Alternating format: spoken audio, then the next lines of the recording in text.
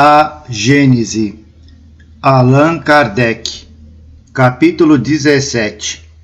Predições no Evangelho. Anunciação do Consolador.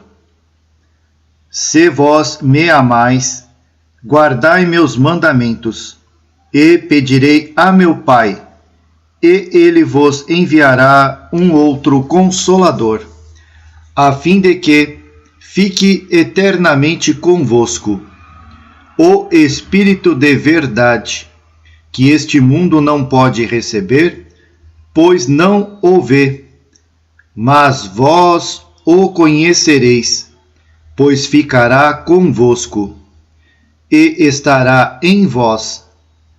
Mas o Consolador, que é o Espírito Santo, que meu Pai enviará em meu nome, vos ensinará todas as coisas, e vos fará recordar de tudo quanto vos tenho dito.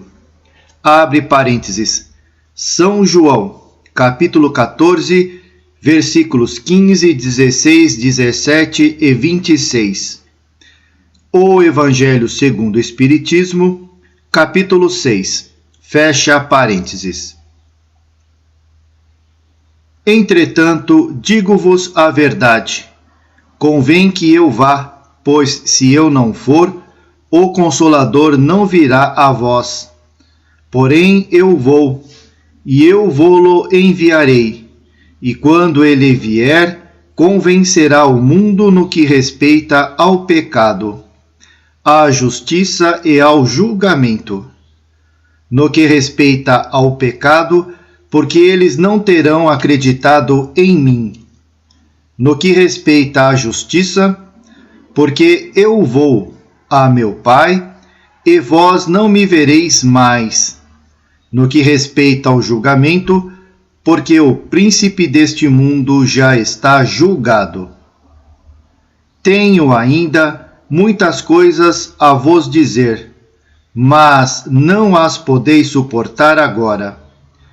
Quando este Espírito de verdade vier, ele vos ensinará toda a verdade, pois não falará por si mesmo, mas dirá tudo o que tiver ouvido e vos anunciará as coisas vindouras. Ele me glorificará, porque receberá do que está em mim e vô-lo anunciará. Abre parênteses, São João, capítulo 16, versículos 7 a 14. Esta predição, sem contradita, é uma das mais importantes do ponto de vista religioso, pois ela prova de maneira inequívoca que Jesus não disse tudo aquilo que tinha a dizer, pois não o compreenderiam, mesmo seus apóstolos, pois era a estes que ele se dirigia. Se lhes houvesse dado instruções secretas, eles teriam mencionado isso no Evangelho. Então, desde que ele não disse tudo a seus apóstolos, os sucessores destes não poderiam ter sabido mais que aqueles.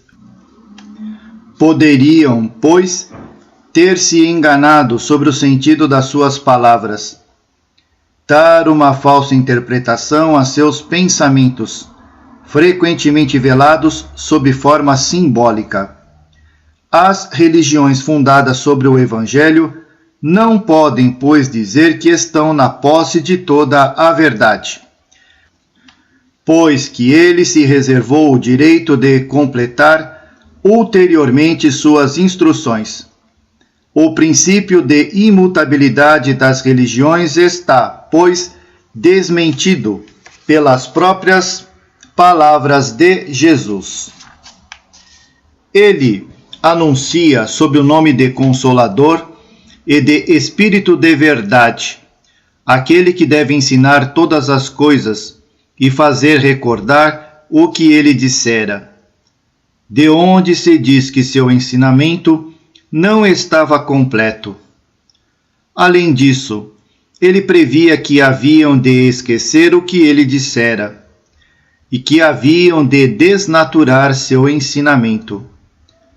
pois o Espírito de verdade lhes devia fazer recordar e, de acordo com Elias, restabelecer todas as coisas, isto é, segundo o verdadeiro pensamento de Jesus.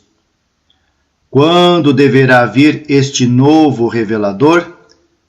É bem evidente que, se na época em que Jesus falava, os homens não estavam em estado de compreender aquilo que lhe restava dizer, não seria em alguns anos que poderiam adquirir as luzes necessárias para a compreensão de certa parte do Evangelho, excetuados os preceitos da moral.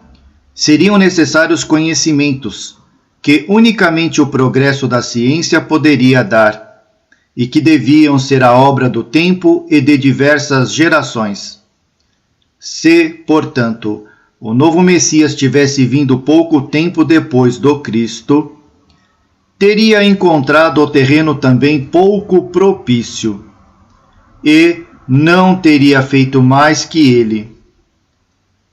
Ora, desde Cristo até os nossos dias, não se produziu nenhuma grande revelação que haja completado o Evangelho e haja elucidado suas partes obscuras, o que constitui índice seguro de que o enviado ainda não aparecera.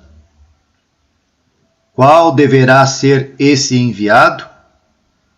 Ao dizer Jesus, abre aspas, orarei a meu Pai e ele vos enviará um outro Consolador, fecha aspas. Isto indica claramente que não se trata dele mesmo, senão teria dito, voltarei a completar o que vos tenho ensinado. Depois ele acrescenta, a fim de que permaneça eternamente convosco e estará em vós. Isto não poderia dizer respeito a uma individualidade encarnada, que não pode permanecer eternamente conosco, e ainda menos estar em nós. Compreende-se bem que pode ser uma doutrina, a qual, com efeito, desde que tenha sido assimilada, pode estar eternamente em nós. O Consolador é, pois, o pensamento de Jesus, a personificação de uma doutrina soberanamente consoladora, cujo inspirador deve ser o Espírito de verdade. O Espiritismo realiza, conforme já foi demonstrado, todas as condições do Consolador prometido por Jesus. Não é uma doutrina individual, uma concepção humana. Ninguém pode dizer que foi seu criador. É o produto do ensinamento coletivo dos Espíritos, ensino ao qual preside o Espírito de verdade. Nada suprime do Evangelho. Ele o completa e elucida, com o auxílio das novas leis que revela. Junta as da ciência. Faz compreender o que era ininteligível. Admitir a possibilidade do que é a incredulidade, considerava como inadmissível. Teve seus precursores e seus profetas, que lhe pressentiram a vinda. Por seu poder moralizador, prepara o reino do bem sobre a terra. A doutrina de Moisés, incompleta, permaneceu circunscrita ao povo judeu. A de Jesus, mais completa, espalhou-se por toda a terra, pelo cristianismo. Porém, não converteu todo o mundo. O Espiritismo, mais completo ainda, tendo raízes em todas as crenças, converterá a humanidade. Abre parênteses, nota. Todas as doutrinas filosóficas e religiosas trazem o nome da individualidade fundadora. O mosaísmo, o cristianismo, o maometismo, o budismo, o cartesianismo, o furierismo, sansimonismo, etc. A palavra espiritismo, ao contrário, não lembra nenhuma personalidade. Ela encerra uma ideia geral que indica, ao mesmo tempo, o caráter e a fonte múltipla da doutrina. Fim da nota, fecha parênteses. Quando Jesus dizia a seus apóstolos: "Um outro virá mais tarde, que vos ensinará aquilo que não posso vos dizer agora", proclamava por isso mesmo a necessidade da reencarnação. Como poderiam estes homens aproveitar o ensinamento mais completo que deveria ser dado ulteriormente? Como seriam eles mais aptos a compreendê-lo se não deviam reviver? Jesus teria dito uma inconsequência se os homens futuros devessem, segundo a doutrina vulgar, ser homens novos, almas saídas do nada no seu nascimento. Admita-se, ao contrário, que os apóstolos e os homens de seu tempo tenham vivido depois, que eles revivem ainda hoje. Então, a promessa de Jesus se encontra justificada. Sua inteligência, que deve ter se desenvolvido ao contato do progresso social, para suportar agora aquilo que então não o poderia. Sem a reencarnação, a promessa de Jesus teria sido ilusória.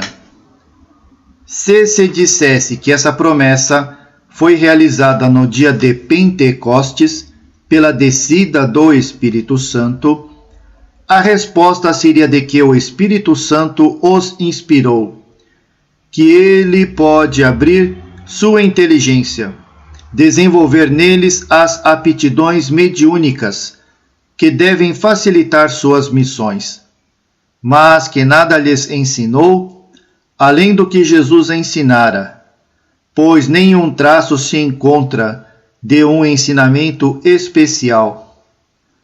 O Espírito Santo, pois, não realizou o que Jesus anunciara do Consolador. De outro modo, os apóstolos teriam elucidado, enquanto viviam, tudo quanto permaneceu obscuro no Evangelho, até nossos dias, e cuja interpretação contraditória deu lugar às inúmeras seitas que dividiram o cristianismo desde os primeiros séculos.